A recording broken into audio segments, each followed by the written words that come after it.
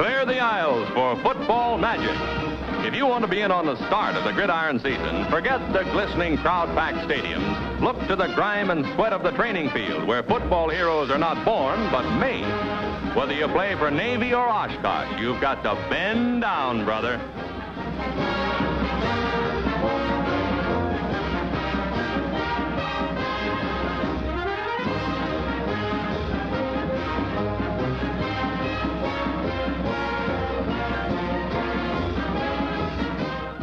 Doesn't stop with the first game. It goes on until the last whistle of the last pigskin battle. What if the ground is covered with slush on top and frozen hard beneath? That just makes you tougher and fighting mad. At the end of this bone-jarring training grind may be a professional part where they play for cash as well as cheers, and they play rough. Pro football has come up from backlot obscurity to become one of the nation's top-ranking sports. A glimpse at this dazzler between the New York Yankees and the Cleveland Browns shows the reason why.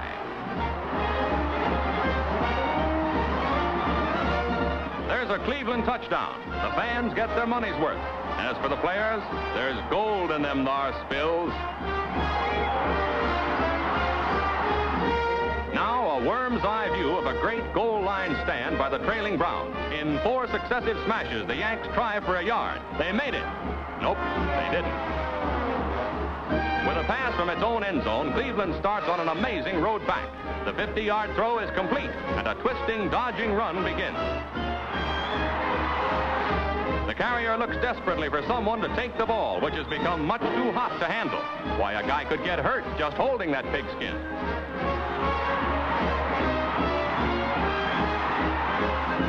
The Cleveland Browns, who once trailed 28-0, blast their way back to a tie. Yes, pro football is fighting football, but the biggest crowds and the loudest cheers are still reserved for football college variety. Vast turnouts like the 100,000 seen here are common Saturday statistics. In New York, Dallas, Champaign, or Los Angeles, look at these faces. In the sun or in rain, sleet, snow, or hail, there's as much drama in the stands as there is on the field.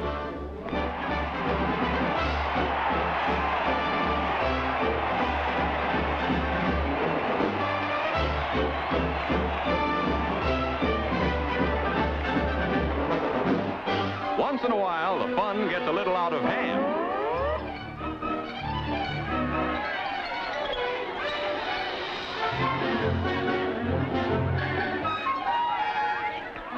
It's hard, however, to blame even the most exuberant fan.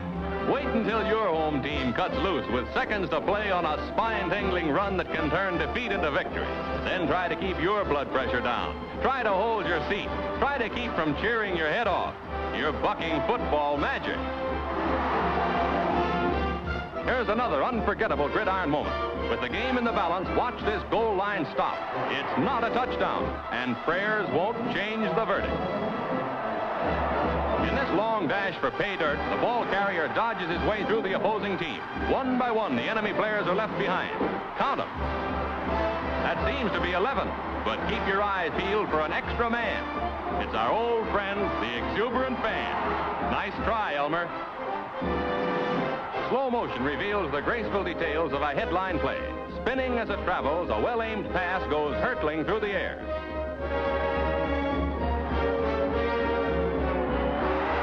The receiver pulls it down, with an enemy player just a few yards behind. Slowly, as in a dream, 2 of the fastest men football has seen go on a 40-yard race.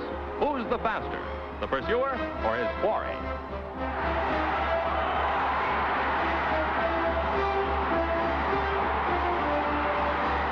Follow this one.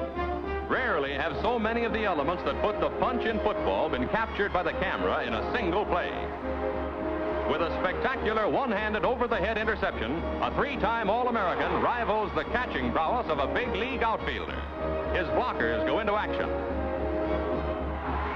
1, 2, 3.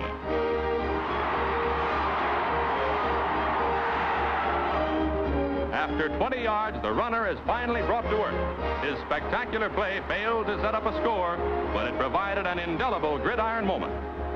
You've been watching speed. Now take a look at power. There are 17 yards to go and a pile driver to cover them.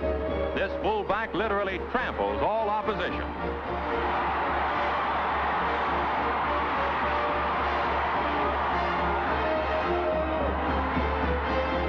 Coming up are highlights of a football season rated by experts as among the greatest of them all.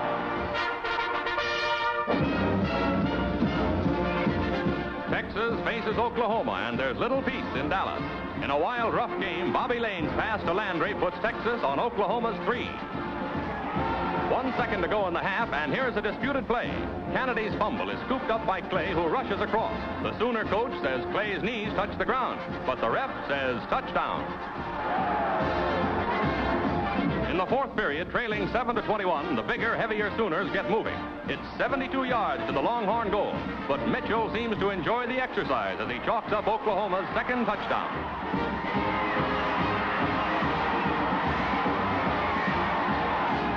Another Bobby Lane pass brings up the final score, and Texas gains its 8th straight victory over Oklahoma, 34-14. The teams retire, but the battle continues on the field. A police car is needed to protect the game's officials. They take their football seriously in the Southwest.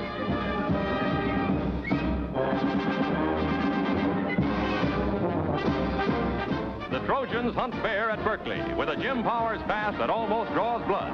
Don Dahl is finally stopped on the 1. On the next play, Bill Betts plunges to score. The Trojans hold a 20-14 edge. As the second half opens, California kicks off. Don Dahl takes the ball, and his run spells the end of the Golden Bears' hope for an unbeaten season. It's 95 yards behind fine blocking to a touchdown, a 39-14 victory, and an eventual bid to the Rose Bowl for Southern California.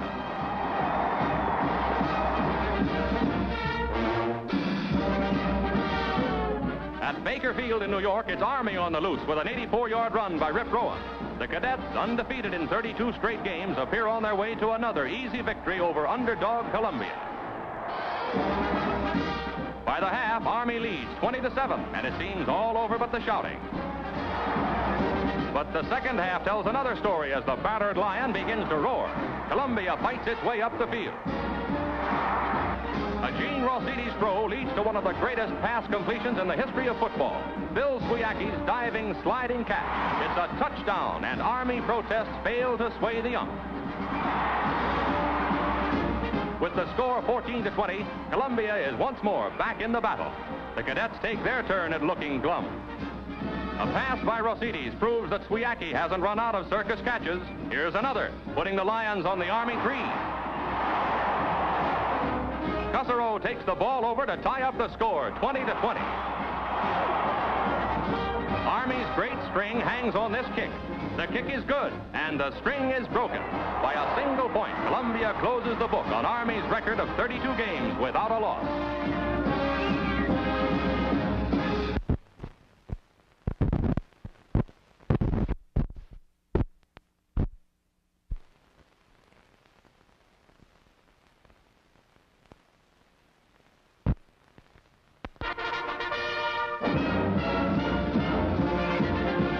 Champaign, it's Big 9 fireworks as Michigan clashes with Illinois.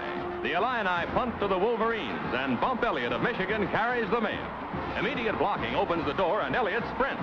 He outruns the Illini on a 74-yard dash to a touchdown and a 7-0 lead. Michigan's Bob Chappius passes to Elliott. The Wolverines are fighting their toughest battle against an Illinois team which has come back to tie up the score. 52 yards later, Elliott is dropped down on the 4. Bondi takes it over. The game belongs to Michigan, 14-7. Penn meets Virginia, and the action has a short fuse. The first time Pennsylvania gets its hands on the ball, Bobby Duber races 61 yards for a touchdown. 78,000 partisan fans jamming Franklin Field decide it's time to shout. In the second period, Virginia's Bailey passes to Vessel to put the Cavaliers on the Quaker 1.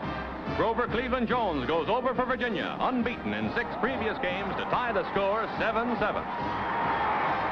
Cavalier hopes are crushed as Duber starts his second long-scoring run.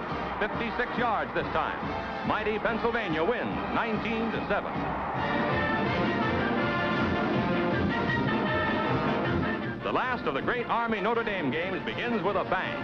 The kickoff goes to Notre Dame's Terry Brennan, and he's off. Behind wonderful blocking, Terry goes all the way, untouched, 97 yards to the end zone. Here at South Bend, among the Irish rooters in the stands and among the Irish players on the field, delirium sets in.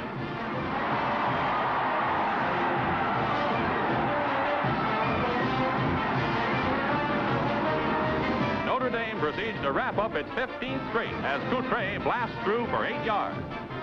Now Coutre dashes away with a touchdown. Notre Dame wins 27-7 as the curtain comes down on a great football rivalry.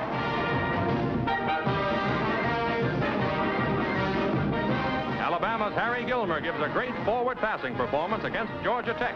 This throw chalks up 23 yards. Gilmer throws a second in his battle with the favored undefeated Engineers, and the Crimson Tide rolls 9 yards nearer to the Georgia Tech goal. Gilmer throws a third. Good for 15 yards. Gilmer throws a fourth for 7 yards of the 57-yard mark. After 5 straight, he personally escorts the pigskin over. Alabama goes on to victory 14-7. The Pacific Coast champion Trojans kick off in Los Angeles. Livingston receives the ball for a Notre Dame team out to complete its first perfect season in 17 years. On the first play from scrimmage, Emil Sitko carries the pigskin. The Irish halfback breaks through and tears for Southern Cal's goal. All-America Connor throws the final block as Sitko completes a great 76-yard run that just about breaks up the ballgame. Livingston continues the shuttle service to the Trojan goal with another touchdown run. This one covers 92 yards. Winning 38-7, Notre Dame becomes one of 2 candidates for the title of the nation's top team.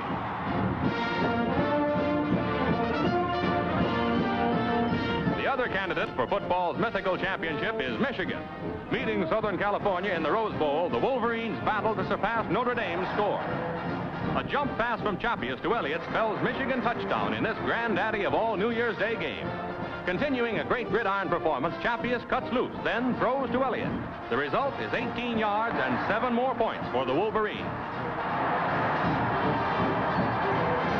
Another Wolverine pass, another TD. Michigan wins 49-0 in the Rose Bowl.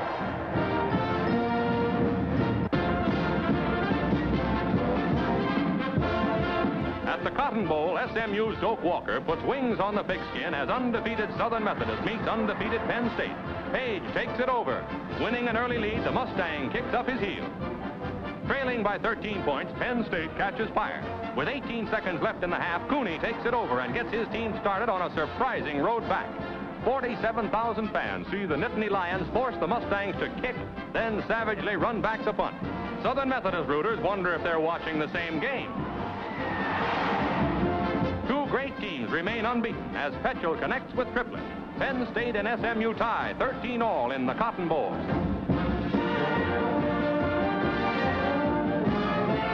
The Sugar Bowl matches mighty Texas and powerful Alabama. 72,000 see Norman Mosley juggle the ball, drop it, and then give Alabama its chance to come from behind in this 14th Sugar Bowl game as he fights his way 40 yards to the Texas 40. Pitted against Bobby Lane, Harry Gilmer demonstrates his passing. Ed White snatches the ball from 2 defenders in the end zone to tie the score and bring the crowd to its feet. In the third period, Alabama's kick is blocked and rolls into the end zone. The Longhorns have a touchdown when the scramble unwinds. Texas gets the game, too, 27-7.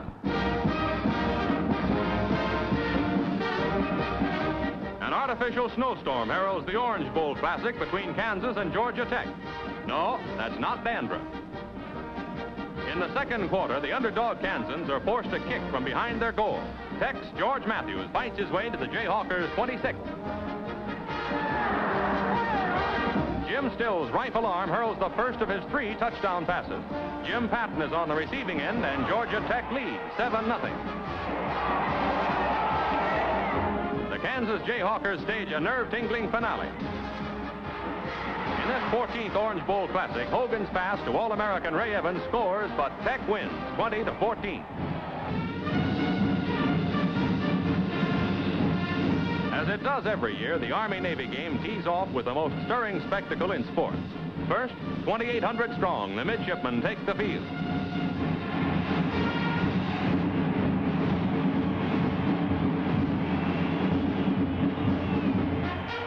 Now the cadets.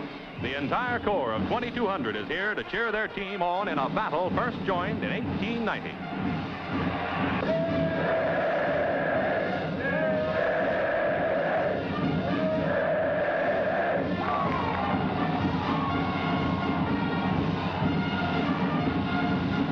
The crowd of 101,000 jamming Philadelphia's Municipal Stadium sees an Army dazzler. Rowan passes to Kellum, and that pass spells touchdown. From the 10, Kellum dodges his way over with the score that puts the cadets ahead 7-0.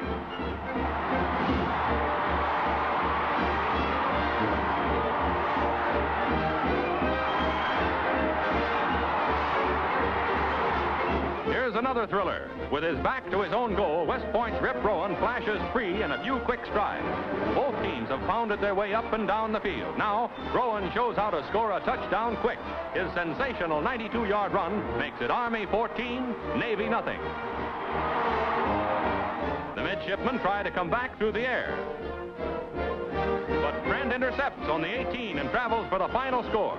Winning 21-0, Army captures this chapter of the most popular series in college football.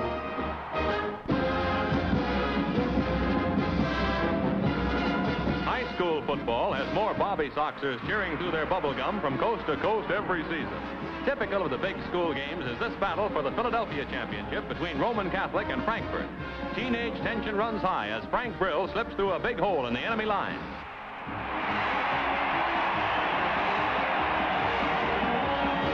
He chalks up a Roman score. The noise from packed Franklin Field can be heard all around the town. Roman is on the way to the most sweeping conquest in the history of this interleague championship. Larry Chiudetti gallops to a touchdown as Roman Catholic goes on to win 40-12. This is high voltage football, and these are high voltage fans. Look to your high school gridiron for the stars of tomorrow.